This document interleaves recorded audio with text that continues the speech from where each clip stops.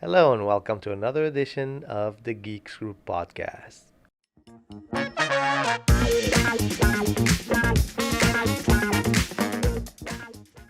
With me as usual, Josie.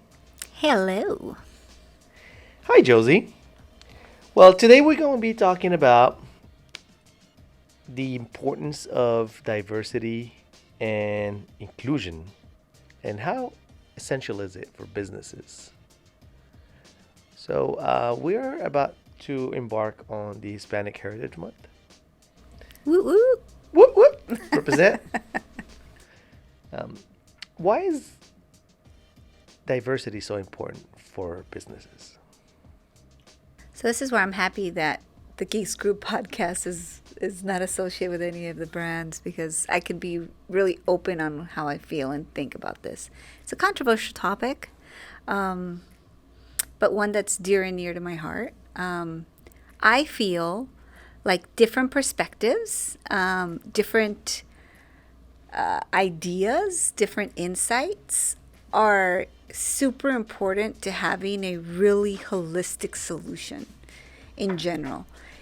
If you're just thinking one way and only getting the perspective of one individual or one heritage or kind of one geolocation, just one, I don't feel like you can have a solution that encompasses everything. Yeah, so diversity really is everywhere. It could be diversity in the workforce.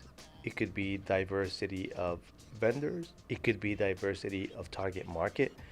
Really, diversity it touches businesses in every single aspect of their operations. It's it's very important when we start, for example, with the workforce. I believe it's very important to understand your target audience and provide the resources to the people that will best serve those people. Now, it could sometimes be from a geolocation where there's less diversity. But to your point, when you bring other people into the mix from different experiences and backgrounds, they might be adding a little flavor to your products and offerings that is not in your current workforce peripherals. That could make your product or service stand out just because of that little differentiation that you might get. It's just good business, man. I guess there's just simply saying it. It's good business all the way around. It creates sustainability. You make people feel good, and you get a really great product. And it's just business wise, community wise, it just makes sense. Absolutely. And then diversity really comes in different flavors, right? It's not just races, but like is there race, gender, religion? Like it's very, very it's very broad. You can easily find a way to diversify your workforce if you make it a point to do so. Well, whenever I think of diversity, I think of the difference between acceptance and tolerance. You know, one thing is to tolerate other ideas and different ways of thinking and different perspectives, and another thing is to accept it and to embrace it. Well, there's acceptance and acceptance, I believe too, right? It's there's acceptance of the ideas and there's acceptance of the difference of the idea, and like we could all be in the same room. We all have different beliefs. You don't have to tolerate another person who believes in something different than you. You could accept the fact that they have different and respect that, right? There's an acceptance that comes with respect. I think respect is the key word there. No matter what we do in our interaction, we have to interact with people with respect because we expect nothing less from them. And then being in an environment where you're constantly challenged by the other opinion, whether it's whether from within or from the outside, it's always encouraging to creativity and within the realms of respect. Let's go there. Let's go there. Let's be a little bit risky. Why isn't there a White Heritage Month or a Caucasian Heritage Month? Why do you think? Let's be controversial with it. Well, I think it has to do with a lot of things. You don't celebrate. I think there's a notion of You only celebrate what you want to accentuate, what you want to bring to the forefront. And traditionally, this country has been a white country.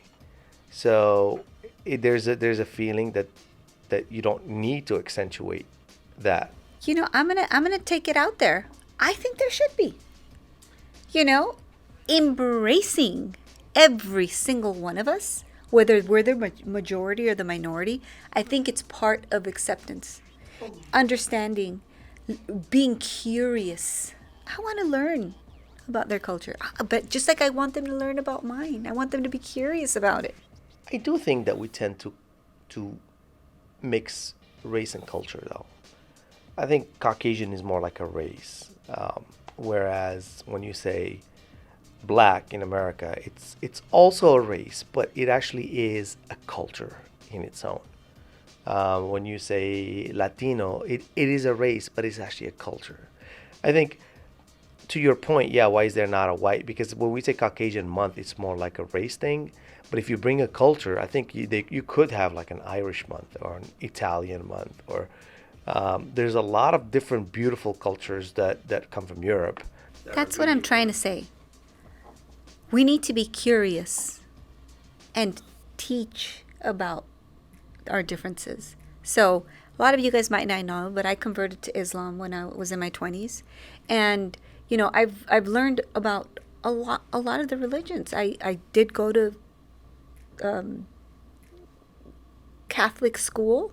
I did learn all the different things that is, and I went to Christian and Pentecostés, and I learned everything. The one thing that I went through the entire journey that I learned was, oh my God, we have more things in common than we do different. Yeah. And if we just focused on the things that we had in common and noted and be aware and respected the differences, we would be a much better place.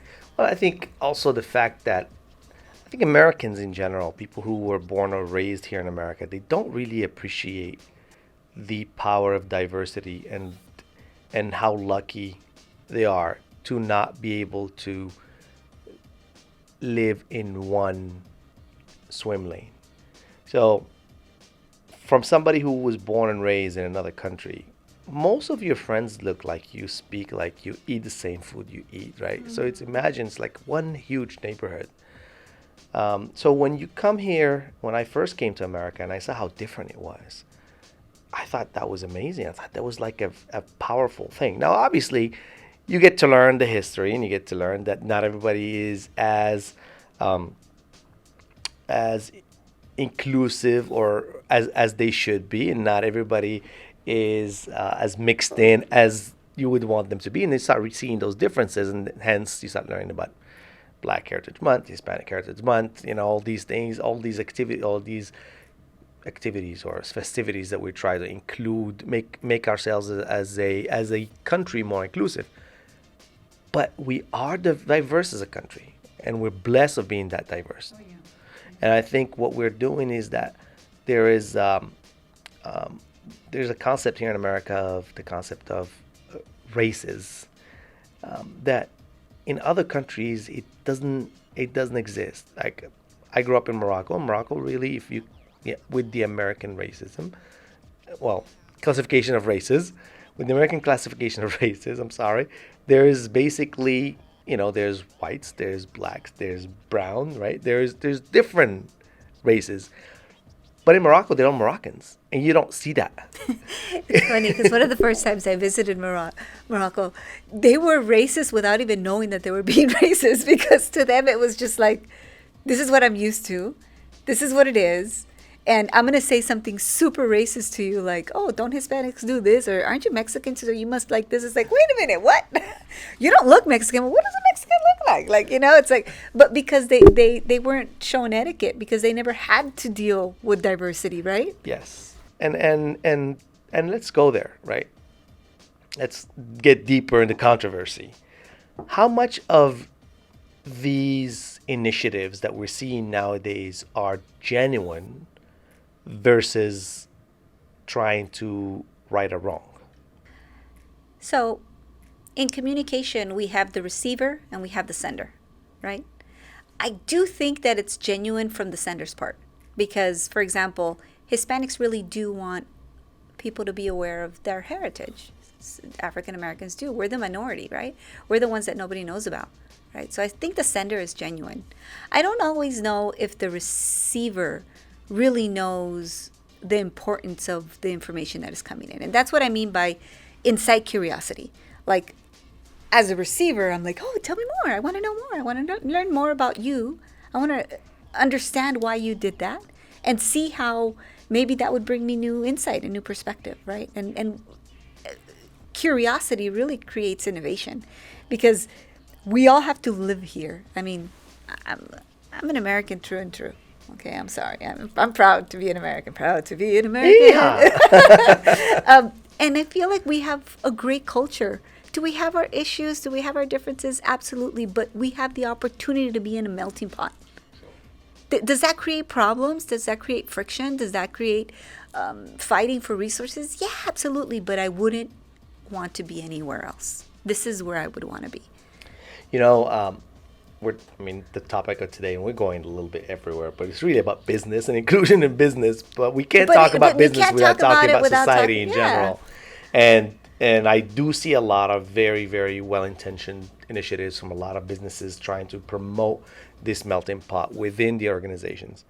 But we have to bring up the fact that our society is changing. We have to bring up the fact that even in an area where there is more, statistically through the census, there's more diverse neighborhoods, I think the unity in the word neighborhood is disappearing. Like now we see that, yeah, my neighbor could be, I might have a black neighbor, an Asian neighbor, a white neighbor, but you know what? I probably don't know all of them because people nowadays don't know their neighbors. I feel like the opportunity to get to know each other, regardless about work or not, right? About each other's cultures begins with knowing each other. And that's something that I'm seeing that is sad in today's America. Like, well, to get to know somebody, you need to be curious about that person and want to get to know them, right? I think we live in a society that's very independent. We're not meant to, like, 100 years ago, I would plow corn and you would plow squash. And then instead of going to the, local town market, we would exchange our corn for our squash, right? And there was, if you wanted corn and I wanted squash, there was an interdependence amongst each other. You had to be nice to me, right? And since we were kind of spread apart, security, if I needed something, my neighbors were the ones that would, help me in a situation, right? I think we don't have that anymore. We don't really depend on each other, right, for our livelihoods. So there's less interest in getting to know each other. And beyond livelihood, I think we don't depend on each other, and even in our entertainment. Like before, it was just like, I got bored, you got bored, we're done watching TV, let's get together. You're my neighbor. You're the closest person to me that I can trust aside from family, right? Because usually we had to wait until the weekend where we got together with our uncles and aunts and all that. Today, that's no longer the case because everything is in my phone. My family's in my phone. My friends are in my phone. My entertainment is in my phone. I genuinely, like you said, security is not a problem anymore because now we can all monitor our homes from our phone. So the genuine need to get to know your neighbor is less and less in demand, which now, if to finish the idea, which makes the need to know one another has to be now intentional because the environment is not conducive to it. So you have to really want to know your neighbor, and I think that is the beginning of the diversity and inclusion. Yeah, I think that maybe work is unique because we work in teams. Usually we're service-based or, you're delivering something that requires you to interact with a team member. And even though you are maybe an individual contributor, right, and you are doing your job and you're doing it well, there is a certain element that you will need to coordinate with a peer at one point or another. So curiosity really is also part of survival because they are key to getting your stuff done, right? And how are you going to get to know somebody if you're not curious, right? And for me, like, I think Hispanics were very big on family, right? And we're very big on community, right? And food. And food. We love to share experiences with food. So if a team member would bring me food, right? Like, not store-bought food, but they made something in their house. Let's say that they're Italian and they brought, pasta. I would feel closer to them, for example. Or if they shared, what something about their culture and their heritage, makes me feel closer to them. It makes me feel like, oh, maybe I get a better understanding of them, and this is how I would coordinate with them, right? I think also you always get as much as you put in. It's very important to be willing to put yourself out there and be the initiator of that conversation, of that relationship, to encourage the others to be welcome to do the same. Especially if you are in a position of leading, you gotta lead by example. You gotta make it comfortable for people to step up to you and share those things with you, right? Now, so going back to organizations, right? Going back to business before we run out of time. It's just good business. Diversity and inclusion. It's just good business. It really is. It really is good business. It's because you whether it's B2B or B2C more, your clients are technically your workers. And if you don't understand their point of view and their perspective, your service and your product is never going to be as good as it could be. So having somebody from within championing the efforts to make the product better for the community they belong to is really the best piece of consulting you can get. Have you ever heard the notion, I'm not an ageist? I think diversity and inclusion is about a lot of the things that you mentioned, but it's also about age. Sure. Sometimes you'll get the best insight from a 9-year-old. I never thought about that, And sometimes you'll get the best from a 100-year-old that right now are like, oh, they're seniors, they're out of the workforce, they're no longer useful to society. Oh, you'd get some gems from them, right? So diversity and inclusion could be female, male. I see things differently than you do. Yes? Absolutely. Right? I'm not right. You're not right. It's just a different way of thinking, right? Younger people, older people see things differently. It's just a different way of thinking, right? So, yeah, I think it's really important to get all these different perspectives and different points of views, because just like you can see the front of the hand, you can see the side of the hand, you can see the back of the hand, and you really get a really holistic view, right? Which really allows you to bring really great solutions and products. Yeah. I mean, a funny clip comes into mind. It's stand-up comedy. I think it was Chris Rock talking about affirmative action and saying how... Oh, that's a topic right now with the essay, yeah. Talking about, like, it's important to have diversity in colleges. And, like I don't... Oh, no, at the workplace. And it's like, well, I never want to get a job of a white person if they're better than me. But if we're the same, have them. So that's for a whole other podcast, I think. Look, there definitely is generational debt. Okay, let's just clear that. At least in my opinion, there definitely is generational debt. How am I going to know about wealth management if my parents lived paycheck to paycheck? Because they were first generation Americans and they fled, a war-wound country. Obviously, so they're going to teach me as much as they know about finance. But there's going to be a cap on that, right? Yeah, it's education, wealth, all of that. I mean, in theory, it makes a lot of sense. You have to also look at it from a business perspective.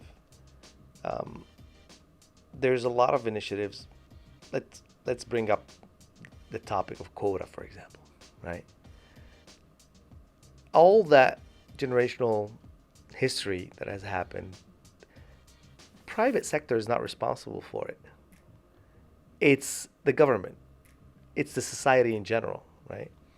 So when the government decides we're going to put quotas on admissions, for example, at schools, or we're going to set, which they're talking about right now, standard for ESG initiatives that measures the point of how well your organization is doing based on how you score in that ESG scale.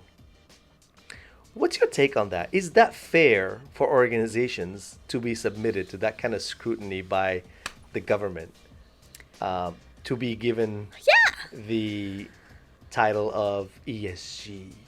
Yeah. For example, in California, you have to have at least one female board member. Guess what? They've been telling organizations to give women seats at the table for many years. Okay?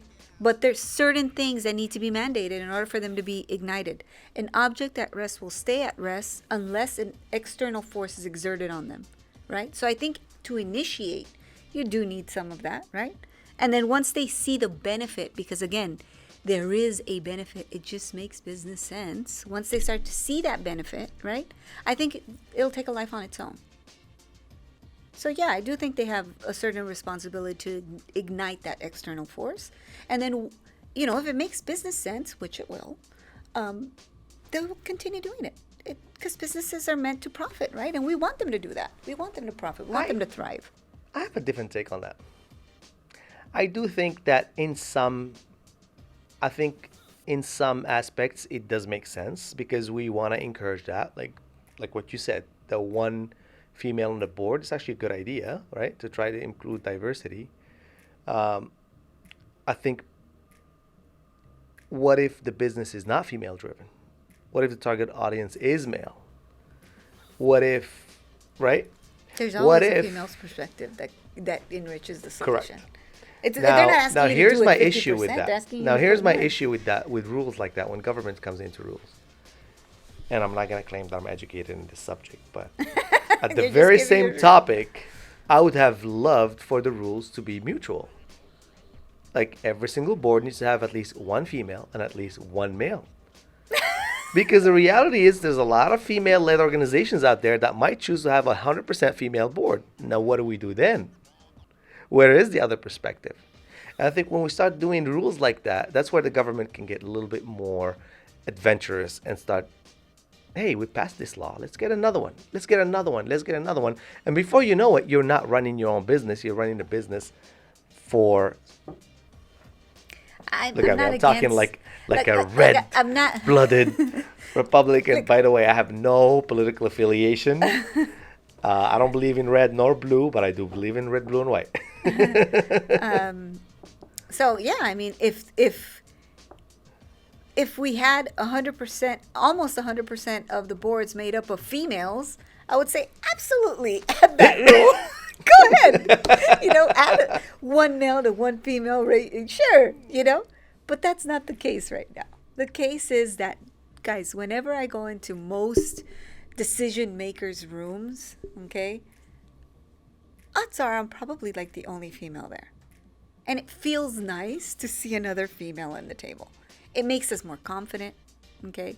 So I agree. I mean, yes, you don't want an overwhelming amount of red tape. And I'm not saying that. Sometimes there is such a thing as too much government, right? But I'm saying there's some things, it does require some ignition from an external force. And again, whenever you see something awry, right, then you make it right. But law is ever changing, right? Well, that's definitely something that businesses will have to struggle with. The law is always changing. Whereas the social norms are always changing. What's cool today was completely unconceivable a few years ago, and what was okay a few years ago is totally wrong today. And that's how society works. I think it's very important for us to continue the conversation between the different factions of our society, because that's how we're going to agree on the new norms and the new aspects of our lives that we all agree and adhere to. If we each close on our doors and decide to kind of live our own life with disregard of what the others are doing, once we open the doors and see each other, it's going to be a major shock, and I think the that's where the friction develops. Yeah, I say stay curious in this subject and all subjects, right? If you don't want to learn, no one can help you. If you're determined to learn, no one can stop you. And we should be curious and want to learn about anything and everything around us. And identity and what we resonate with, I think is one of them. And keep the door open. Welcome everybody with open arms. Don't give people a reason not to come to you, right? Have a reason to close the door in the future. Don't wait for a reason to open the door at the beginning. I think that's the best way to look at it. That's my way of looking at it, right? Well, that was a very, very intriguing conversation. Don't hate me, guys. Well, I think, yeah. Just different ways of thinking. No, you did great. You did great. Well, thank you all for coming. We hope you liked today's episode. Please like, share, and subscribe. With you again, Josie and Karim. Have a great day.